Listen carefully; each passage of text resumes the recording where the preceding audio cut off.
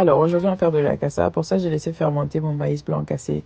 Idéalement, c'est 3 jours, mais je pense que j'ai oublié ça dans mes placards. Comme d'habitude, je sais même plus si c'est une semaine, 10 jours. En tout cas, ça a bien fermenté pendant des jours là. Ensuite, je vais écraser ça fermement en rajoutant de l'eau avant de passer au tamis. Je filtre une première fois avec un tamis gros grain. Je fais en sorte de retirer le maximum de son possible pendant cette étape. Et une deuxième fois, je vais utiliser maintenant un tamis beaucoup plus fin.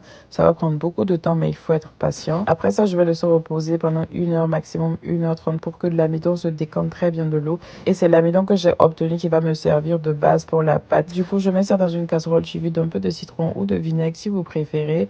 Je mélange doucement jusqu'à ce que la pâte commence à se former. Je ne mélange pas trop sinon ça peut très vite cramer. J'ai fini par utiliser une batteuse parce que j'avais peur que ça fasse des grumeaux. Et pour savoir si c'est prêt, je passe d'abord mes doigts dans l'eau, ensuite dans la pâte et si ça ressort sans pâte, c'est que c'est cuit.